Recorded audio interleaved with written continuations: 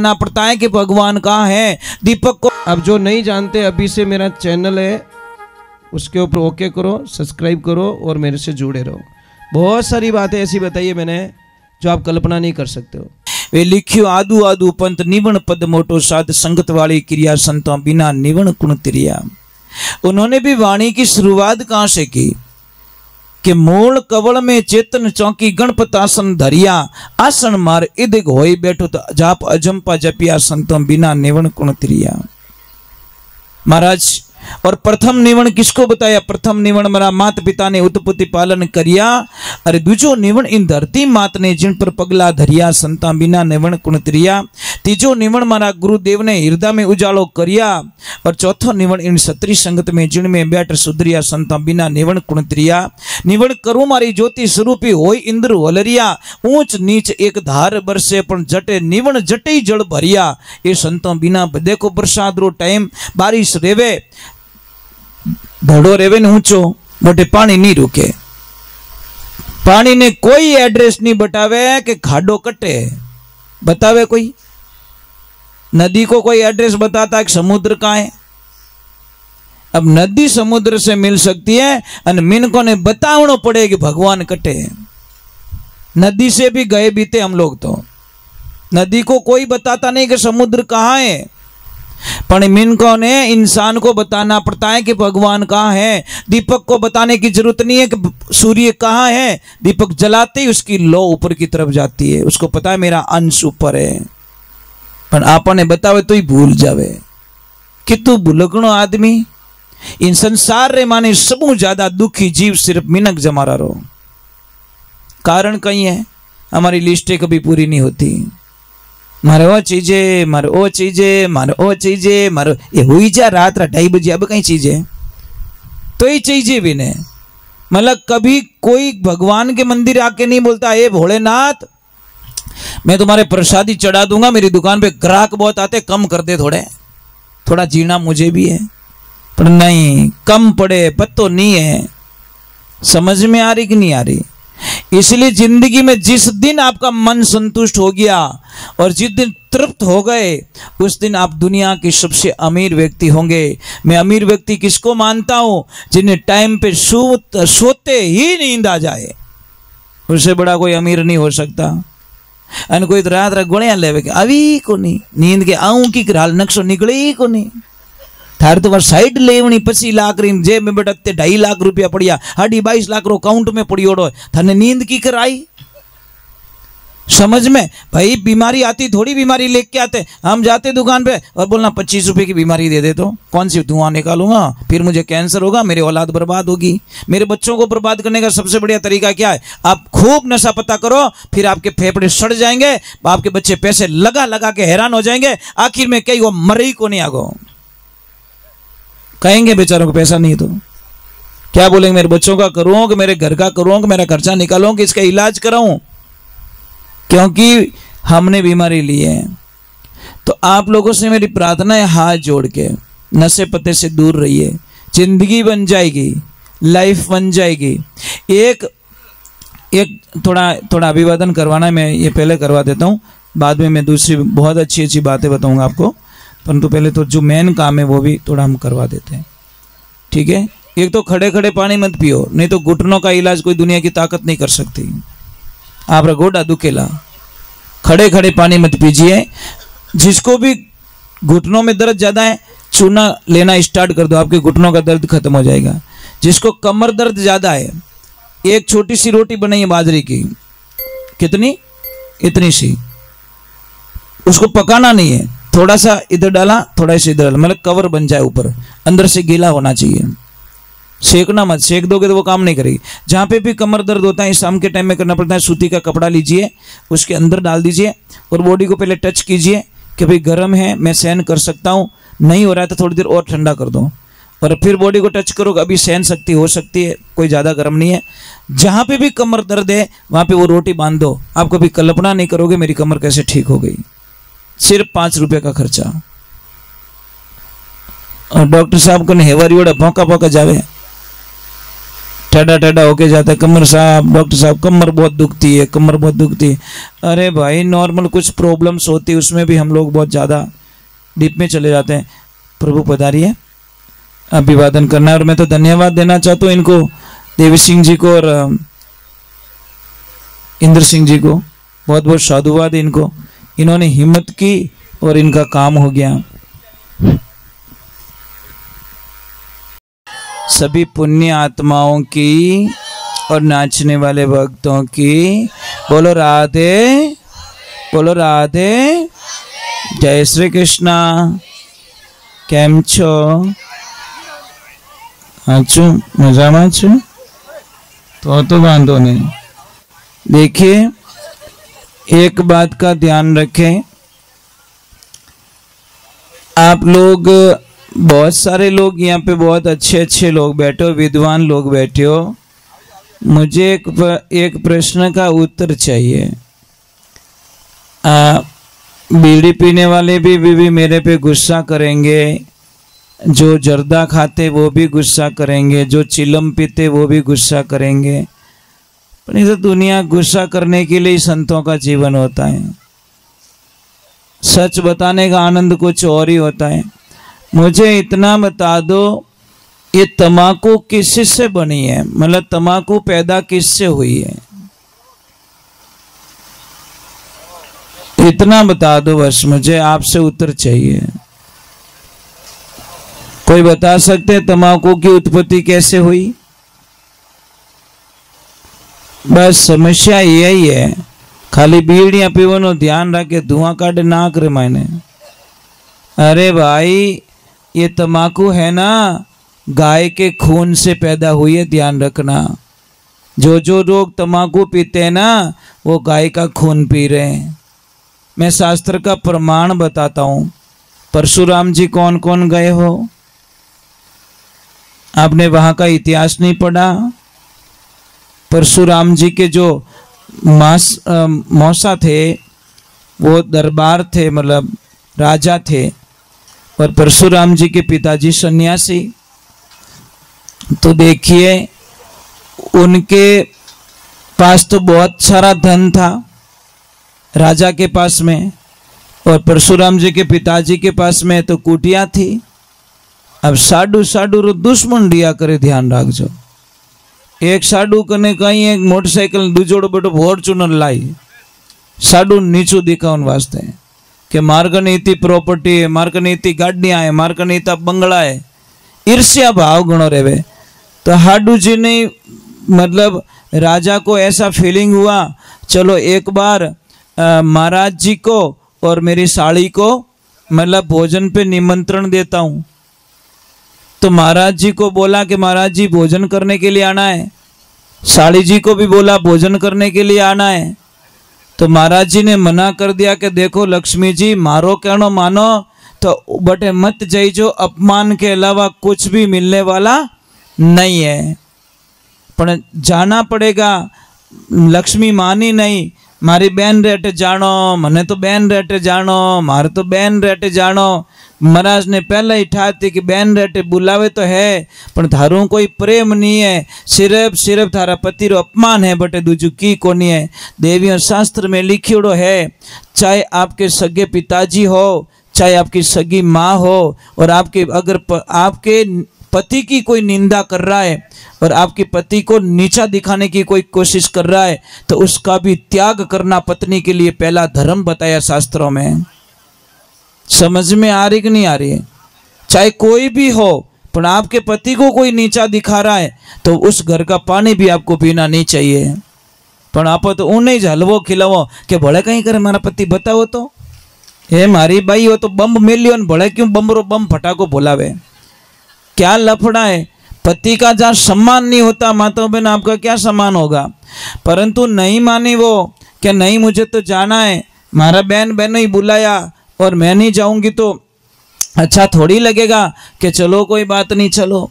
अब जैसे ही गए वहाँ पे कितने कितने भोजन, कितनी व्यवस्थाएं, कितने कितने प्रसाद, सोने चांदी के थाल, सोने चांदी के बाजोट, सारी चीज़ें वहाँ पे रखी और उनको भोजन करवाया।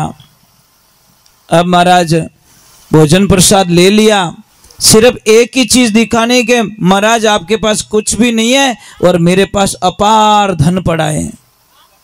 पर महाराज जी आराम से प्रसाद लिया, कुछ बोले नहीं और वापस रवाना हो गए। अब एक दिन का समय का संजोग, जब वापस देखो अगर बुलाए हैं तो वापस बुलाना ही पड़ेगा। तो महाराज जी भी जाते जाते बोले कि आप भी कभी हमारे वहाँ पे पधारना भोजन के लिए। तो राजा ने बोला चलो आऊँगा आऊँगा मैं आऊँगा। तो एक दिन निमंत्रण भेज दिया कि महाराज जी हम आपके यहाँ पे प्रसाद लेने के लिए आ रहे हैं, पर शर्त एक है कि मेरे 10,000 नौकर चाकर आगे पीछे चलते हैं, 5,000 आगे चलते हैं, 5,000 पीछे चलते हैं। वो सारा लाव लश्कर मेरे साथ में आएगा और आप भोजन की व्यवस्था कर लेना। अब देखिए भगवान की लीला। अब महाराज जी को ये समाचार सुना तो पैरों तले जमीन खिसक गई कि मैं कहाँ से भोजन करवाऊंगा, कुछ भी नहीं है, बैठने की व्यवस्था क्या करूंगा। अब उनकी पत्नी को बोला कि देख वो सब थारो करियोड़ो है, आप जीवन नहीं जावता तो आज वो फांसी रो फंदो गला में नहीं आवतो, पण नहीं जाऊं मारा जीजा जी कने, जाऊं मारा जीजा जी कने, ओ लाडू दियो थारा जीजा जी देख मोटो हारो है नहीं, जीजा जीजा करती मने जीजो बनाई छोड़ियो। अब जिम्मा हूँ कटूँ, खावनो नहीं, बिछावनो नहीं, रेवनो नहीं, व्यवस्था नहीं करो तो अपनी घरी हल्की लागी। महाराज भगवान की कृपा होवे, उन्होंने भगवान का ध्यान किया तो कोई ऋषि मुनि आए और उन्होंने बोला कि महाराज जी चिंता मत करो, ये कामधेनु गाय है, हम आपको कुछ टाइम के लिए उधार दे देते हैं, ये सुरभि गाय आपके यहाँ पे रखिए, आपको कुछ नहीं करना है, थोड़ा सा प्रसाद बना के आपको इस टेंट में रखना है और गाय को बांध देना। 1 लाख क्या पूरी सृष्टि जिम जाएगी तो भी आपके यहाँ से भोजन कम पड़ने वाला नहीं है। महाराज अब वो तो अपार शक्तियाँ थी सुरभि में, गाय को बांध दी और खाली इसको बोलते रहना कि ये चीज़ चाहिए, खाली इतना बोलना मैया मिठाई चाहिए, मिठाई तुम्हारे तैयार हो जाएगी, जलेबी चाहिए जलेबी मिल जाएगी, लड्डू चाहिए लड्डू मिल जाएंगे, बोलना बस आपको कौन कौन से। अब इधर पूरे सैनिक आ गए, वो आ गए और सबको बोल दिया कोई बात नहीं हमारे यहाँ पे व्यवस्था हो चुकी है। तो राजा ने बोला ऐसे कैसे हो सकता है। अब सारे लोगों को जिमा दिया, साहब जितना जिमना था उतना जिमा दिया। कोई बोले ये अगले को क्या बोला, राजा साहब को महाराज जी ने बोला कि जो आपके मन में पकवान की इच्छा हो वो मुझे बोल देना, वो आपको हाजिर कर देंगे। अब वो तो आंटियों खावन वाला आदमी तो हंटाई डोडो ही बोले, जो चीज बट जंगल में नहीं मिले वो ही डिमांड करी, परंतु क्या उसको क्या पता कि आगे माँ देवी दुर्गा खड़ी है साक्षात। अब महाराज सारे सैनिक जिम गए, सारे पशु पक्षी जिम गए, आनंद हो गया। अब आके बोला महाराज एक बात समझ में नहीं आई, आपके यहाँ पे तो बनाने का तपेला भी मोटा नहीं है और कुछ चूल्हे की व्यवस्था भी नहीं है, आप इतना भोजन कहाँ से करा लिया। तो उन्होंने बोला कि सब हरि कृपा है, कोई महाराज जी ने मेरे को एक कामधेनु गाय दी है, उस गाय की कृपा से सारी चीज़ें मुझे मिल जाती है। तो राजा ने बोला देखो महाराज नाराज मत होना, ये गाय यहाँ शोभा नहीं देती, ये गाय तो मैं ले जाऊंगा, इतनी बढ़िया गाय को कौन छोड़ेगा। तो महाराज जी ने बोला नहीं उधार ली हुई है कि उधार मैं कुछ नहीं जानता, मैं इस गाय को ले जाऊंगा। तो साहब झगड़ा शुरू हो जाता है, सैनिकों को बोल दिया कि ले लो इस गाय को और मार डालो महाराज के पूरे परिवार को। महाराज देखो विघ्न खड़ा हो जाता है। तो महाराज जी ने जाके तुरंत बोल दिया हे माँ अब आप अपने परम लोक लौट जाओ, मैं आपकी यहाँ पे रक्षा नहीं कर पाऊंगा। तो गैया मैया टेंट को चीर के निकलने लगी तो उस राजा ने उस गाय को नीचे डालने के लिए बाण चला दिया, वो बाण लग गया पैर में और जहाँ जहाँ खून की बूंद पड़ी वहाँ तमाकू पैदा हो गई। ये तमाकू नहीं है तमाकू, तमा का मतलब गाय और खू का मतलब खून, गाय के खून से तमाकू पैदा हुई और हम लोग बड़े चाव से तमाकू को मुंह में डाल के, अरे कोई बीड़ी पी के खा रहा है, कोई गुटखा खा रहा है, कोई मिराज खा रहा है, कोई चिलम पी रहा है। ये महाराज आप गाय के खून को पी रहे हो, आपने इतिहास जाना नहीं और हम लोगों को पता नहीं किसने सिखा दिया और हमारे नस नस में तमाकू को डाल दी। इसीलिए मैं प्रार्थना करता हूँ अगर छोटी सी भी आप गाय से प्रेम करते हो, सचमुच में गाय के भक्त हो, तो कभी जिंदगी में तमाकू मत खाना। तो आपका शास्त्र तो इतना कह चुका है, शास्त्र में इतना लिख चुके हैं कि जो कोई भी जो तम्बाकू खाता है उसका यज्ञ कभी पूर्ण नहीं होता। और जो कोई भी ब्राह्मण देवता हो अगर तम्बाकू खाते हैं, वो यज्ञ करवाते हैं, तो उनका यज्ञ भी कभी सफल होने वाला नहीं है। खाने वाला और खिलाने वाला। तीसरे नंबर की एक बात बोल देता हूँ आपको, मैं आपसे वंदन करता हूँ। अब देखो बा, अब खावन पीवन वाला रे फांसी रो फंदो लाग गो, वो तो गुस्सा करेंगे मेरे पे कि महाराज के चक्कर में मत आना, तू तो निकाल, धुआं निकाल, तभी तो मूड बनेगा। मैं आपको एक बात बोल दूं, तम्बाकू आपके जीवन को बर्बाद कर रही है। आप चिलम पीते हो तो चिलम के अंदर देखना काला काला वो जम जाता है साहब। अंदाज लगाओ, चिलम में जो जम जाता है वो हाथ से नहीं निकलता। तो आप कोई चाकू लेते हो और चाकू से अंदर चिलम को साफ करते हो, तब जाके वो निकलता है। तो अंदाज लगाओ, जब चिलम में इतना कचरा जम गया तो इस चिलम में कितना कचरा हो गया होगा साहब, या कितनी गंदगी हो गई होगी। एक छोटी सी बात है, आपका ये मकान बना हुआ है, ये आपका मकान बना, मकान के गेट के सामने कोई कचरे की बाल्टी खाली कर दे, आपको गुस्सा आएगा कि नहीं आएगा? के राजी होंगे? के डांस करोगे, आने दे आने दे आने दे तू आने दे, ऐसा बोलोगे? लठ निकालोगे, आने दे तू, अब आजा तू, इस बार बाल्टी लाया नहीं, ये लठ पड़ेगा तेरे को, गुस्सा करोगे? तो मैं यही बोलता हूं, जब एक मकान बना हुआ है, ईंट का, पत्थर का, चूने का, भाटे का बना, उस मकान की आप इतनी इज्जत करते हो, तो ये मकान कितने का साहब? इस मकान में गंदगी क्यों जाती है? जो कोई भी चीज आती है वो अंदर चली जाती है। कोई आदमी गया हरिद्वार, जाती स्नान किया, स्नान करते ही ब्राह्मण देवता आए और हाथ पे हाथ रखा और पानी का संकल्प दिला दिया। बोलो भाई ले लो संकल्प। वो बोले ओ कहीं लफड़ो है, कि लफड़ा पड़ा कुछ नहीं है, गंगा स्नान किया, कुछ तो छोड़ना पड़ेगा। वो बोले मैं कहीं छोड़ूं? अरे कुछ भी छोड़ो। तो महाराज जी ने बोला चाय पीते हो? कि महाराज जी मैं तो चाय पीता हूँ। तो चाय छोड़ दो। कि नहीं महाराज जी चाय नहीं छोड़ सकता। कि क्यों? कि चाय छोड़ूं तो हमारी तो आंखें ही नहीं खुले, मैं चाय पीता हूं तो ही मेरी आंखें खुलती है। कोई बात नहीं। बीड़ी पीते हो? कि ओ 2-3 बंडल उड़ा देता हूं, तो बीड़ी छोड़ दे। कि बीड़ी नहीं छोड़ सकता, क्योंकि बीड़ी छोड़ दो गैस बने।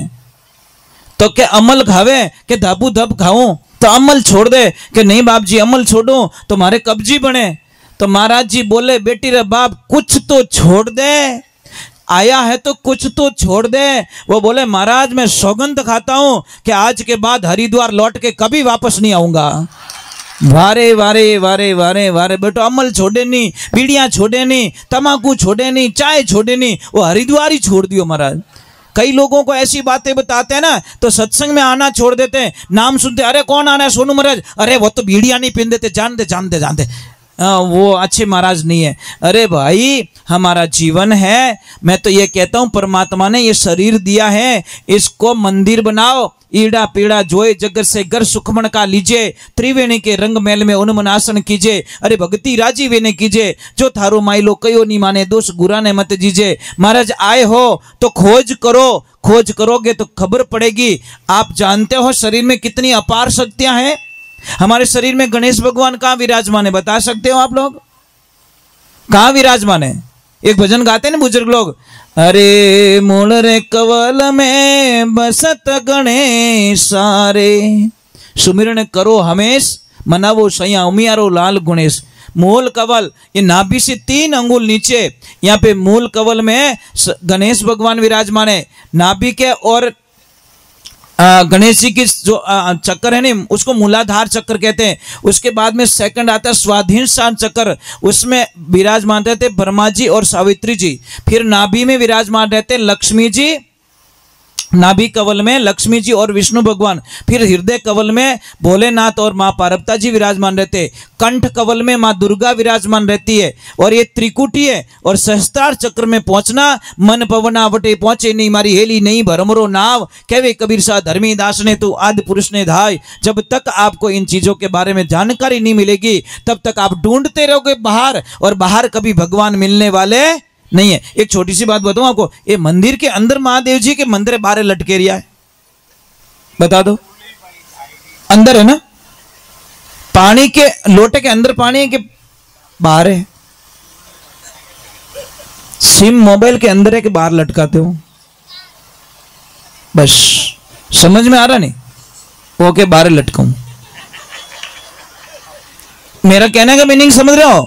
भगवान कहीं नहीं है, भगवान मौको क्या ढूंढे बंदा, मैं तेरे पास में, काशी द्वारका में नहीं बसता, मैं बसता तेरे विश्वास में, और विश्वास है वहां भगवान है। और एक मैं थोड़ा सा आपको शंका निकाल देना चाहता हूं। कई लोग सोचते होंगे महाराज जी पैसों के लिए भजन गाते हैं। प्लीज, मैं पैसों के लिए कभी भजन गाया नहीं और नहीं मैं गाऊंगा जीवन में। मैं सिर्फ गाता हूं भजन गाय माता के लिए। मेरा कोई लेन देना नहीं पैसों से। जो भी पैसा बचता है इन लोगों का खर्चा निकाल के, साउंड का खर्चा, गाड़ी का खर्चा, यहाँ का खर्चा, जो भी स्टाफ का खर्चा निकाल के जो भी पैसा बचता है, एक एक रुपया गाय माता का होता है। और महाराज उसमें से 1 रुपया खर्च करना और गाय का खून पीने के बराबर समझते हैं। हम लोग रास्ते में कोई चाय पीते हैं ना, खुद के पैसों से पीते हैं। अगर इनको भूख लगी है, खाना खाना है, तो भी हमारी जेब के पैसे खर्च होते हैं। उस पैसे में से हमारा कोई अधिकार नहीं होता। और महाराज एक छोटी सी बात है, मैं यहाँ सिर्फ प्यार प्रेम के लिए आया, पैसों के बजट में कोई लेन देन नहीं हमारा। पूछ लेना देवी सिंह जी से, इन्होंने बोला कि आप सिर्फ देखो, या तो प्रेम चलेगा या पैसा, दोनों में से एक चीज मुझे रखनी पड़ेगी। या तो मैं पैसे से प्रेम करूं, तो मैं पैसे से अगर प्रेम करता तो रियलिटी में बोल रहा हूं मैं आज यहाँ नहीं आ सकता, क्योंकि इन्होंने स्पष्ट बात बता दी मेरा बजट इतना नहीं है। तो मैंने इनको बोला पैसे मत बोलो, आप तो तारीख तय करो। ये चीज़ होती है।